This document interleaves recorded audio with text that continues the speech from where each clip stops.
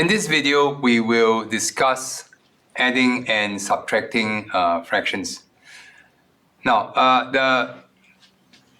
the biggest thing about adding fractions is that you can only add them if the denominators are the same.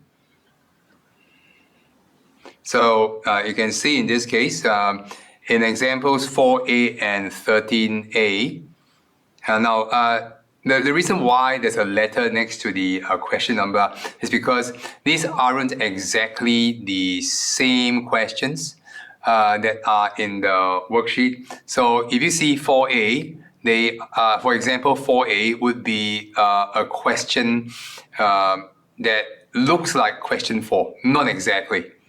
Okay, right, so let's take a look at 4a. In this case, we've got the denominators that are the same.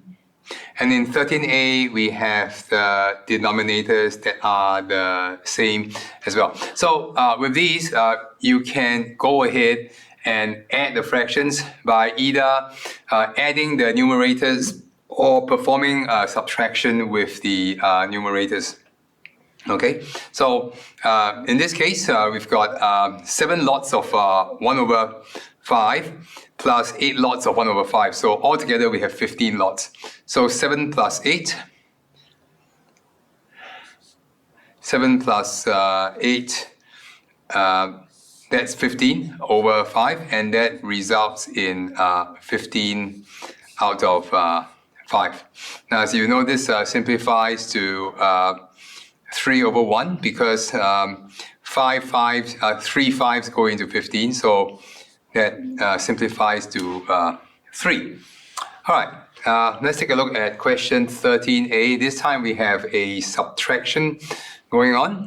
So in this case, because we have 12 lots of 1/10, take away 5 lots of 1/10, we end up with 7 lots of 1/10. So it's a simple case of just subtracting the numerators. So that's 12 take away 5 over 10, and that gives us 7 over 10. Now this is pretty straightforward. Now bear in mind that you add only the numerators. Okay, you never add the denominators. All right. Now I will now move on to what happens if the denominators are not the same. So here we go. Here are examples where one denominator is a multiple of the other. Now you can see right over here that 16 is twice of 8.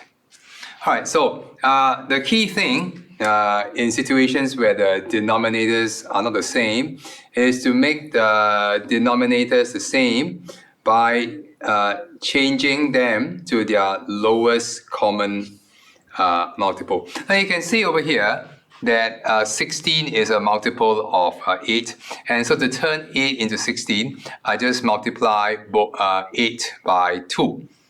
So I multiply 8 by 2. And in doing so, I also multiply 5 by 2, which is, and the reason why we do that to the numerator is because each of the 8 parts that form a whole have been split into 2 smaller parts. So that same applies to the 5 out of 8 parts. So carrying on from there, what we have would be, now there's nothing has changed with 5 out of 16, but 5 out of 8 has become 10 over 16. And so in this case, we perform a simple addition. 5 plus 10 is 15. That gives us 15 over 16. Let's go on to 16a. Again, this time we have a subtraction. And you notice in this case that 3 is, what I meant was 9 is a multiple of 3. So to turn 3 into 9, I have to multiply 3 with 3. So three multiples of 3 gives me 9. And because I have multiplied the denominator by 3, I also have to multiply the numerator by 3. So I end up with 6 over 9, take away 4 over 9. So now, because the denominators are the same, I can perform a straightforward subtraction. 6 minus 4 is 2. That's 2 over 9. Now I now move on to something even more challenging. This time around, the denominators are not the same, and one denominator is not a multiple of the other. However, I can look for multiples of 6. For example, in 18a, I can look for multiples of 6 that matches a multiple of 4. So to do that, I first look at the times tables of both 4 and 6. So here we go. All right, I'm going to put a times table for 4 and 6 next to each other. I've got 4 here, and I've got 6 here.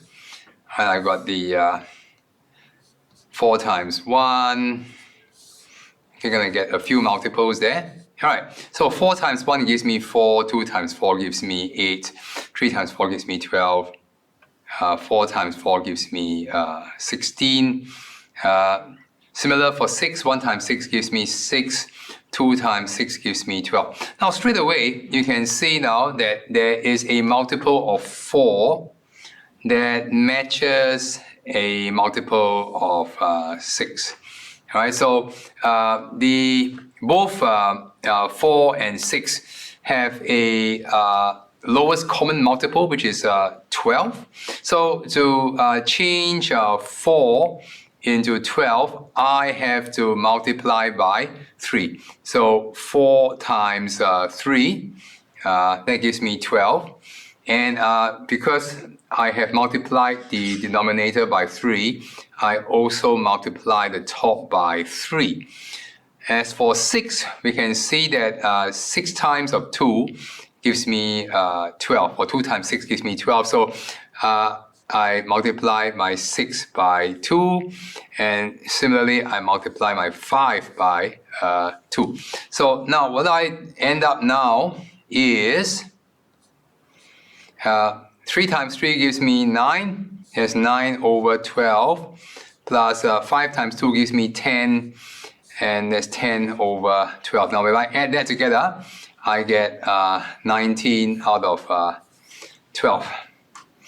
Now, some of you are more comfortable with it being a mixed numeral. So we know that that's 19 is 12 plus 7.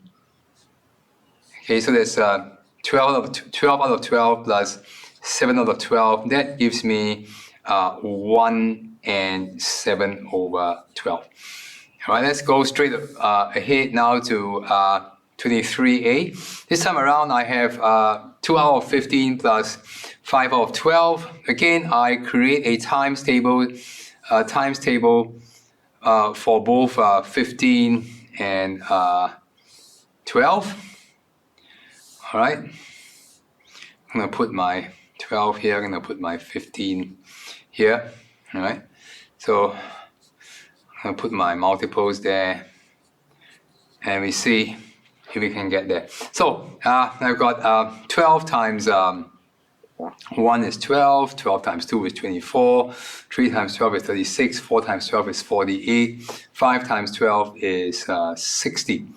All right, whereas for 15, 1 times 15 is 15, 2 times 15 is 30, 3 times 15 is 45, and 4 times 15 is 60.